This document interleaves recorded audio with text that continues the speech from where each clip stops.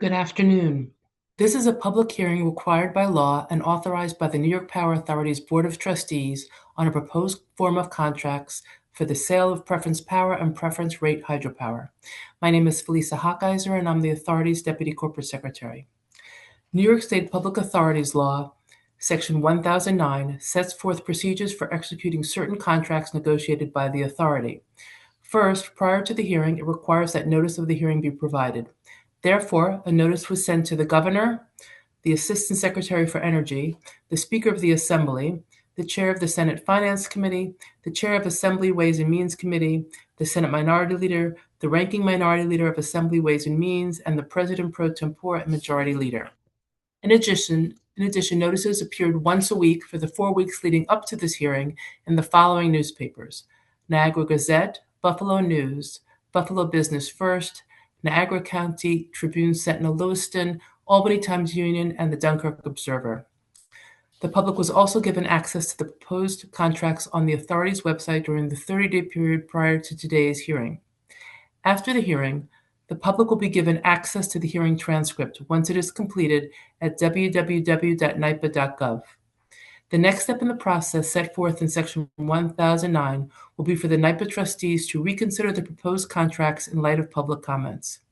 Once the trustees have completed their final review, the contracts will be forwarded to the Governor for her consideration and approval. If you plan to make an oral statement at this hearing, I ask that you please indicate so on the sign-in sheet.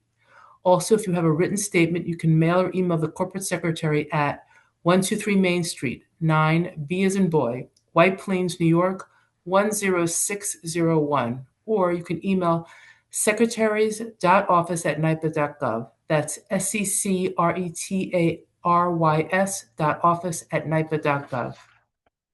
Written statements may be of any length and will appear on the record of the hearing in addition to oral statements.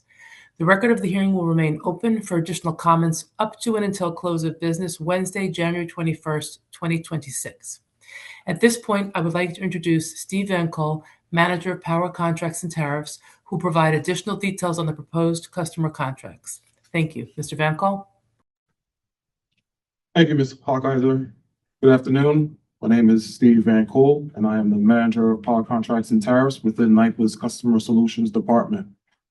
I'm here today to present a summary of the modified contracts for customers with preference power and preference rate hydropower allocations, including the municipal electric utility and rural electric cooperative systems, neighboring states with power from the Niagara Power Project, neighboring states with power from the St. Lawrence Power Project, the host communities, Tuscarora Nation, and upstate investor-owned utilities.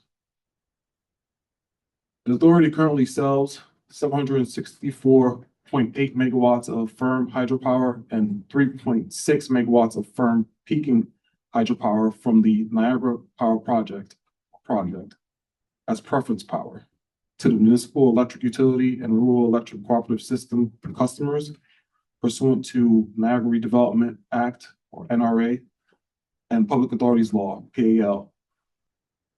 The municipal electric utility and rural electric cooperative systems customers are the only entities in New York that qualify as public bodies and nonprofit cooperatives entitled to preference power and priority to the allocation of project power under the NRA. Preference power is sold at the authority's cost-based rates to the municipal electric utility and rural electric cooperative system customers, who then resell the hydropower to the electricity consumers located within their service territories under these customers' retail service tariffs. Municipal electric utility and rural electric cooperative systems customers' resale of Niagara hydropower to consumers are regulated pursuant to the authority's applicable rules and regulations in the case of the full requirement customers, or the Public Service Commission's applicable rules and regulations in the case of the partial requirement customers. While the NRA requires the authority to make available at least 50% of the Niagara project's power to preference customers, it further requires the authority to make available a reasonable portion of such preference power, not more than 10% of total Niagara project power, to preference customers in neighboring states. NYPA's current 50-year Federal Energy Regulatory Commission, or FERC, issued license for the Niagara project made effective on September 1st, 2007, fully incorporates the NRA-based requirement to make preference power available to the neighboring states. Under the current contracts with the 7 neighboring states entered in 2007, the authority sells in total 191.2 megawatts of firm hydropower, 40.9 megawatts of firm peaking hydropower, and 10% of the non-firm energy from the Niagara project. September 30th, 2003, the authority and the bargaining agents for the states of Connecticut, New Jersey, Ohio, Pennsylvania, Rhode Island, and Vermont, or the settling states, filed a proposed settlement agreement with FERC concerning the sale of St. Lawrence project power under a new license.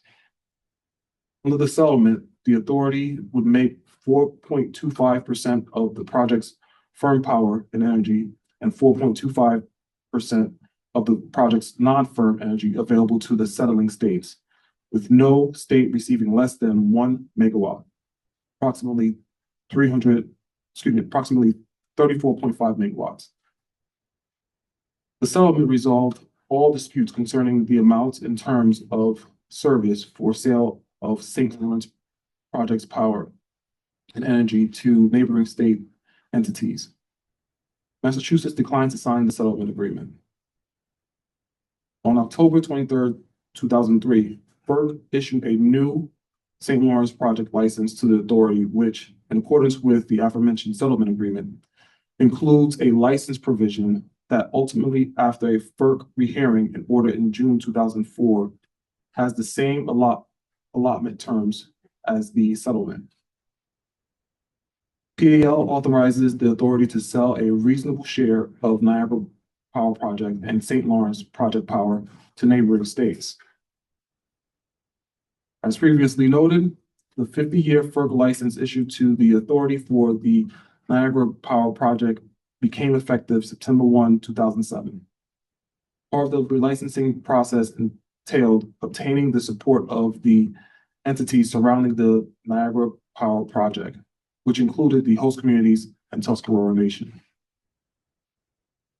The authority filed an offer of settlement with FERC in 2005 that in part included separate settlement agreements with the host communities and Tuscarora Nation, settling all issues raised by these entities during the relicensing process.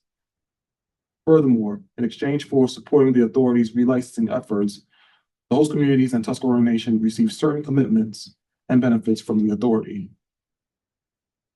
The host community relicensing settlement agreement addressing non-licensed terms and conditions, or HCRSA, dated June 27, 2005, and the relicensing settlement agreement between the Power Authority of the State of New York and Tuscarora Nation, or TNRSA, dated August 1st, 2005, included the right to a power allocation from the Niagara Power Project for the term of the new license, along with contracts that implement those allocations.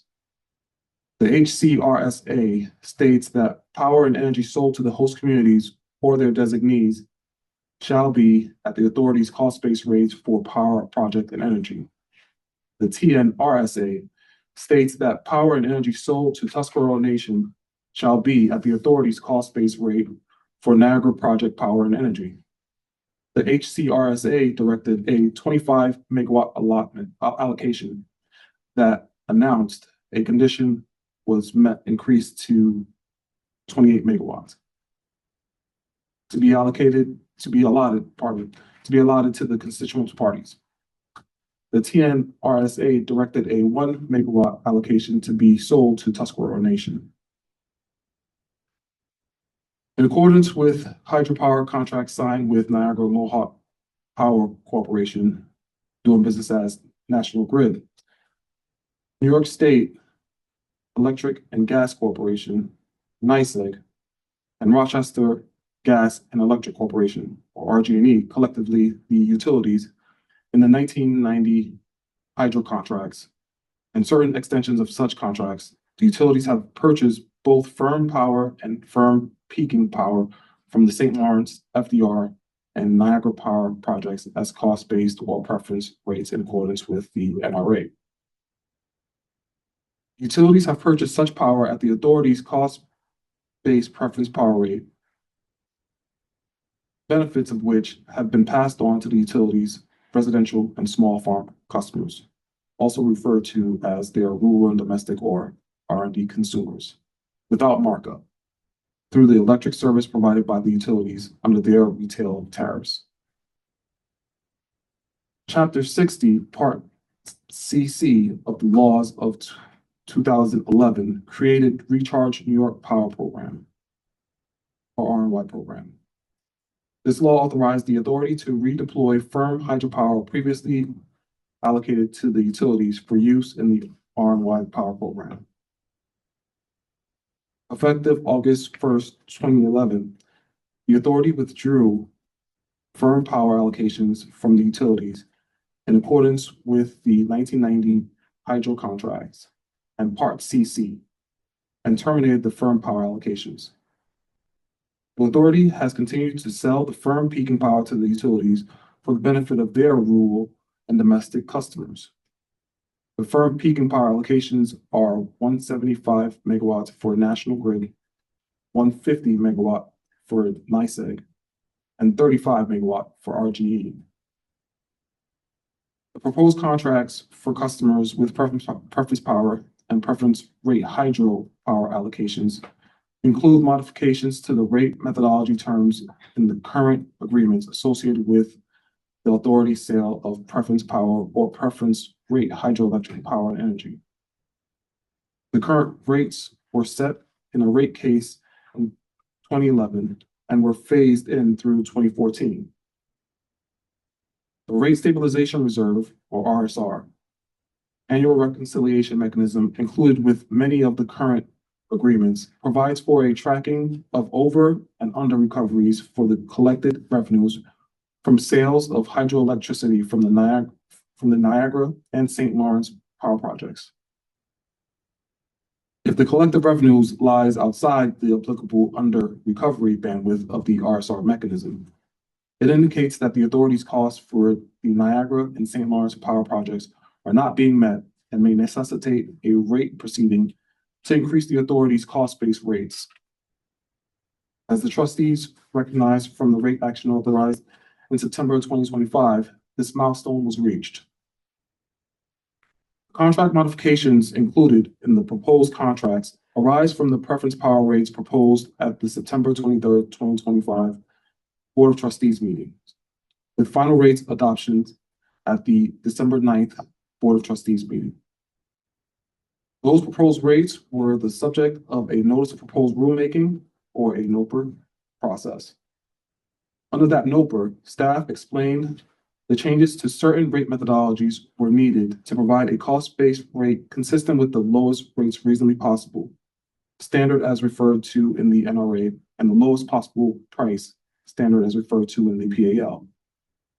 The form of the contracts with the modifications were initially approved by the Board of Trustees on the December 9th, 2025.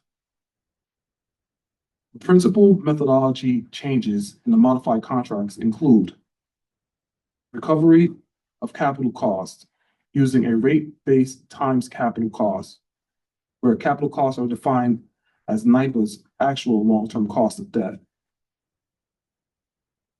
Discontinuation of the pre-existing modified trended original cost capital recovery model, which is no longer feasible to maintain considering modern group depreciation utility accounting practices. An unforced capacity, or UCAP, credit developed for the hydro cost of service, or cost of service, that will be based on revenues received from the sale of merchant UCAP to the New York Independent System Operator, or NYSO, from capacity auctions or from bilateral arrangements with other parties. For bilateral arrangements with other parties, the UCAP credit will be determined based on an equally weighted average of the NYSO capacity auction prices. The treatment of ancillary services that NYPA sold into the NYSO would receive the same treatment as merchant UCAP revenues, wherein actual and ancillary services revenues are credited to hydro cost of service. The Recharge New York program will no longer be normalized as part of preference power rate development, as the program is nearly fully subscribed. Additionally, the proposed form of the host communities agreement and the proposed form of Tuscarora Nations agreement had the following non-rate methodology modifications. The contract has been updated to include hydropower curtailment and substitute energy provisions that when adverse water conditions impact the Niagara Power Project's ability to meet its firm energy obligations, which are currently applicable to, though not enumerated in, the current contract. The contracts provide flexibility by allowing once annually a pause and/or recommencement of electric service related to all or part of the allocations upon 60 days written notice. Each proposed contract has a term extending to September 1, 2041. As Ms. Hawkeiser stated earlier, the authority will accept your comments on the proposed contracts until the close of business on Wednesday, January 21st, 2026. I'll now turn the hearing back to Ms. Hawkeiser. Thank you, Mr. Van Cult. Has anyone appeared to speak at the hearing? Not at this time. Since no one has signed up to speak at the hearing, we will recess and reconvene as speakers arrive. It is now 6 p.m. As I previously stated, the record of the hearing will remain open for additional comments up to and until close of business Wednesday, January 21st, 2026. The January 20th, 2026 public hearing on the proposed sale of preference power and preference rate hydropower is now officially closed. Thank you and good night.